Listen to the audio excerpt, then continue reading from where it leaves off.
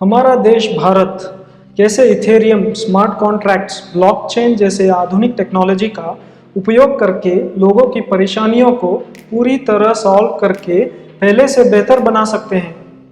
Hello दोस्तों, हम लोगों को पता है कि इस दुनिया में इथेरियम एक बहुत मशहूर क्रिप्टो करेंसी है। सिर्फ 6 साल में इथेरियम अपना मार्केट कैप $200 बिलियन बना लिया है।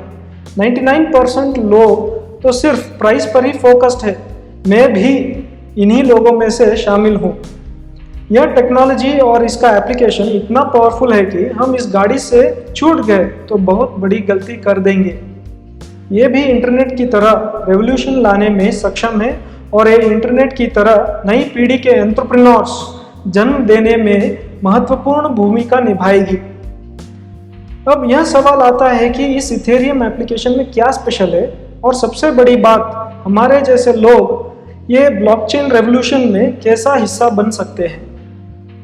3 सितंबर 2015 एक दुखद घटना इंटरनेट पर वायरल हुई। वह पिक्चर आया सीरिया से, जो एक 3 साल का बच्चा जो सीरिया से दूसरे देश में असाइलम लेने की कोशिश कर रहा था, वो भी अपने परिवार के साथ। वो लाखों लोगों में से था जो सीरिया से भागने की कोशिश कर ग्रीस में शरण यानी असाइलम लेना चाहता था। इसी बीच उसकी बोट कोलैप्स हो गई और पूरी फैमिली समंदर में डूब गई। जब यह स्टोरी बाहर आई तो दुनिया को समझ में आ गया कि यह सिर्फ एक फोटो नहीं है, बल्कि ये बताती है कि पूरी दुनिया में लाखों करोड़ों शरणार्थियों की हालत कितनी खराब है। करोड़ों शरणार्थी युद्ध में डूबे सीरिया जैसे देश ग्रीस के अंदर असाइलम मांग रहे थे। करोड़ों शरणार्थी वेनेजुएला जैसे देश जो हाई इन्फ्लेशन से जूझ रहे थे, वहाँ के लोग जहाँ 1/10 पॉपुलेशन असाइलम मांग रहा था। पूरी दुनिया से और 2020 तक शरणार्थियों की जनसंख्या 83.4 मिलियन लोगों की हो गई थी। इन लोगों को जबरदस्ती अपने देश छोड़ने मजबूर हो गए। इसकी वजह ह्यूमन राइट्स वायलेशन, प्रताड़ना और युद्ध है। इन विशाल शरणार्थियों की पॉपुलेशन में 5% लोगों को ही असाइलम मिलेगा, और जब असाइलम मिल जाता है तो ये लोग सोचते हैं कि उनके कष्ट खत्म हो जाएंगे, मगर आप जानते हैं ये खत्म नहीं, इनके स्ट्रगल की शुरुआत हुई है। जिन लोगों को किसी भी देश में असाइलम मिल जाता है, उनकी आइडेंटिटी प्रूफ बनाने के लिए कई हफ्ते या महीने लग जाते हैं, और जिस देश में ये जो लोग जीरो से स्टार्ट करते हैं, गवर्नमेंट उनको सिर्फ जिंदा रखने के लिए कुछ स्पेशल प्रोविजंस का प्रदान करती है। और इसी वजह से और एक कठिनाई आ जाती है, बहुत से लोगों को दस्तावेज बराबर नहीं मिलते, नकली दस्तावेज बनाने की कोशिश कर बैठते हैं।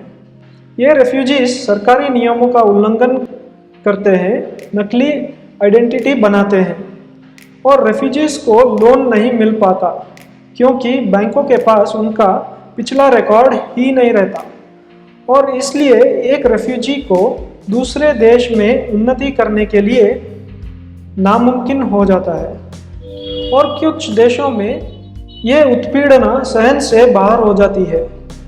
मैं उन देशों का नाम तो लेना नहीं चाहता, पर यह देश रेफ्यूजीज की पहचान को पूरी तरह बर्बाद कर देते हैं और उनको प्रोस्टिट्यूशन, चाइल्ड लेबर जैसे खतरनाक काम में धकेल देते हैं।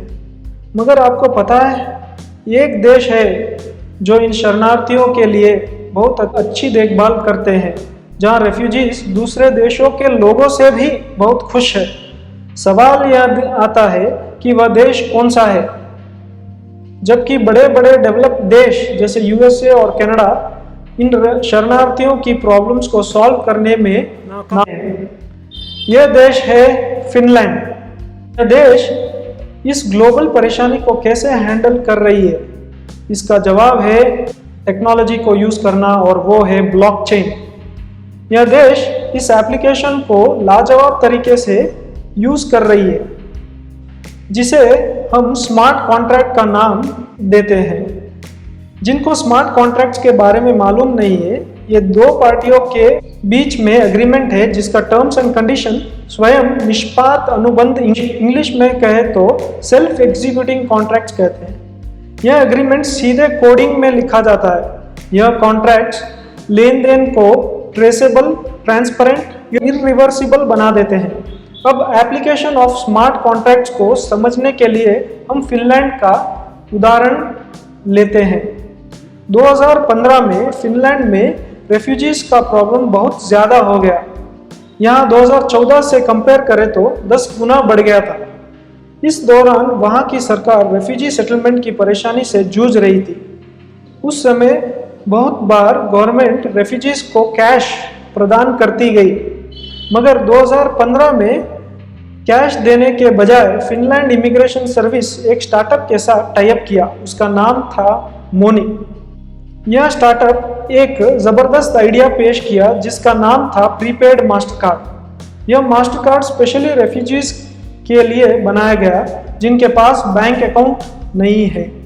यह कार्ड यूनिक डिजिटल आइडेंटिटी से लिंक कर दिया जो ब्लॉकचेन में स्टोर था। इसको फिनिश इमिग्रेशन सर्विस से सिंक कर दिया गया। यह ज़बरदस्त आइडिया इतना अच्छा कारगर रहा कि आइडेंटिटी को छोड़ो, यहाँ सिस्टम ट्रेडिशनल बैंकों से भी अच्छा काम किया, जहाँ न सिर्फ अकाउंट को स्मार्टफोन से एक्सेस करने इजी था बल्कि गवर्नमेंट के बेनिफिट्स और सैलरी सीधे उपभोक्ताओं के अकाउंट में डाल दिया जाता। और पूरे रेफ्यूजीज को ऑफिशियली बैंकिंग सिस्टम में लाने से मोनी सर्विसेज असाइलम सीकर्स को न सिर्फ आइडेंटिटी दी बल्कि इकोनॉमी में जल्द से जल्द कंट्रीब्यूट करने का मौका भी दिया।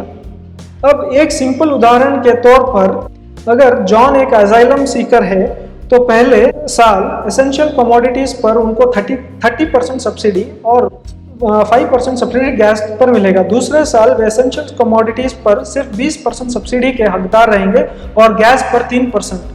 मास्टर कार्ड को इस तरह से अपडेट किया गया कि जब वे मास्टर कार्ड से गैस की पेमेंट करने जाएंगे तो ऑटोमेटिकली उनको 3% सब्सिडी मिल जाएगा, और जब वे एसेंशियल कमोडिटीज का पेमेंट करने जाएंगे तो ऑटोमेटिकली 20% सब्सिडी मिल जाएगा। और ये स्मार्ट कॉन्ट्रैक्ट इतना सोफिस्टिकेटेड है कि अगर जॉन की इनकम $10,000 से एक्सीड किया लगातार 3 महीने तक, तो मशीन ऑटोमेटिकली उनका सब्सिडी कैंसिल कर दिया जाएगा क्योंकि जॉन अब अमीर बन गए। इसके अलावा और एक ज़बरदस्त फीचर है विश्वास का सर्कल। वो इस तरह काम आता है, ध्यान से सुनिए। अगर जॉन कार्ड से अपने किसी दोस्त के से पैसे उधार लिया, जो दोस्त को लोन दिया और उसके तो उनके सभी लेन देन रिकॉर्ड हो जाएंगे और उनको क्रेडिट स्कोर मिल जाएगा। अगर वो दोस्तों को लोन कंसिस्टेंटली चुकाते रहे तो उनका क्रेडिट स्कोर ऊपर जाएगा। अगर वे बेपरवाह होकर लोन नहीं चुकाएंगे तो उनका क्रेडिट स्कोर डाउन हो जाएगा। ये सब ट्रांजैक्शन ब्लॉकचेन में रिकॉर्ड हो जाता है, वो भी 0 इंटरेस्ट पे, किसी भी प्रकार का एक्स्ट्रा चार्ज के बिना। इस केस में यह चीज़ मज़ेदार हो जाती है क्योंकि शरणार्थियों को एक नई देश में 0 क्रेडिट हिस्ट्री के साथ वो आ जाते हैं। ये स्मार्ट कॉन्ट्रैक्ट्स और क्रेडिट स्कोर का हिसाब किताब से उनको फाइनेंशियल इंस्टीट्यूशन से लोन लेने के लिए आसान हो जाता है। और यह सिस्टम इसलिए किया गया कि 5-10 साल बाद असाइलम लेने वाले लोगों की पोजीशन लोन लेकर एक अच्छा बिजनेस बिल्ड कर सके, और एक बार ये बिजनेस अच्छा बिल्ड कर लेंगे तो देश की अर्थव्यवस्था को और मजबूत बना देंगे। और सबसे अच्छी बात यह है कि सभी जैसे कि प्रूफ ऑफ आइडेंटिटी, गवर्नमेंट की सब्सिडी, क्रेडिट स्कोर, लोन और सैलरी, ये सब प्रोसेस ब्लॉकचेन में स्टोर हो जाता है सेंट्रलाइज सिस्टम्स के बिना। और सबसे इम्पॉर्टेंट चीज़, ये सब किया गया मिनिमम ह्यूमन इंटरवेंशन से, जिससे करप्शन पूरी तरह मिट गया। इस केस स्टडी का उदाहरण लेकर यूरोपियन यूनियन भी ब्लॉकचेन टेक्नोलॉजी में $2 बिलियन का इन्वेस्टमेंट किया, जिससे यूरोप में इस प्रॉब्लम को सॉल्व करने में मदद मिली। ये पावर है ब्लॉकचेन और स्मार्ट कॉन्ट्रैक्ट्स का। और अब सबसे खास सेगमेंट की बात करें इस वीडियो में, और वो है हम कैसे इस ब्लॉकचेन रेवोल्यूशन का हिस्सा लेकर बिजनेस अपॉर्चुनिटी खोजें। इंडिया में प्रॉब्लम सॉल्व करने के लिए स्मार्ट कॉन्ट्रैक्ट्स का ये 3 ज़बरदस्त एप्लीकेशन को उपयोग कर सकते हैं। पहला एप्लीकेशन, गवर्नमेंट सब्सिडी एलोकेशन कैसे करें। भारत में हर साल पुअर पॉपुलेशन और रिच पॉपुलेशन के बीच में 1 लाख करोड़ की सब्सिडी बराबर डिस्ट्रीब्यूट हो नहीं पा रही है, क्योंकि सिस्टम बहुत ही फ्लॉड है। इसका कारण मल्टीपल रीजंस है, जैसे करप्शन, फेक डॉक्यूमेंट्स और सबसे इम्पोर्टेंट टेक टूल्स का सही इस्तेमाल, जो सब्सिडीज को कैलकुलेट करके डेटा के आधार पर सही लोगों को एलोकेट कर सके। मेरा सेंस ये कहता है कि स्मार्ट कॉन्ट्रैक्ट से इसका हल निकाला जा सकता है। दूसरा सबसे बड़ा प्रॉब्लम फेक डॉक्यूमेंट्स है।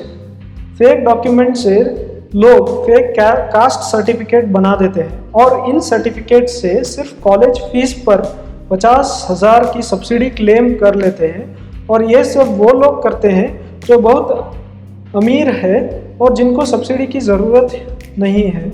और जबकि हमें न सिर्फ ऐसा सिस्टम चाहिए जो फिल्टर कर सके जिनको सब्सिडी चाहिए, कि ऐसा भी सिस्टम चाहिए जो लोगों की प्रोग्रेस को ट्रैक कर सब्सिडी एलोकेट करे। उदाहरण के तौर पर मिस्टर चैटर्जी की सेंट्रल गवर्नमेंट की सब्सिडी कैंसिल हो जाए जब उनका इनकम एक पर्टिकुलर टैक्स स्लैब को पार करे, और वही सब्सिडी गुजरात में बैठे मिसेस पटेल को एलोकेट कर दे जिनको ज़रूरत है, क्योंकि वो एक अकेली 2 बच्चों की माँ है जिसको कोई जॉब नहीं है।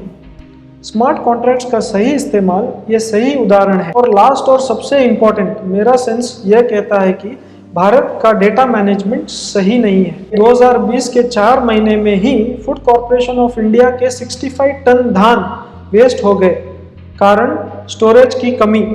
और इसी वजह से 189 मिलियन भारतीय हर रात भूखे सो रहे हैं। यही वजह है कि करप्शन और डेटा प्रोसेसिंग सिस्टम की कमी से करोड़ों इंडियंस की जिंदगियां दांव पर है, जबकि हमारे पास सब रिसोर्सेस है इसे रोकने के लिए। हमें सिर्फ डिजिटलाइजेशन से ज़्यादा और भी कुछ चाहिए। इसका प्रॉब्लम का सलूशन ब्लॉकचेन टेक्नोलॉजी और स्मार्ट कॉन्ट्रैक्ट्स है।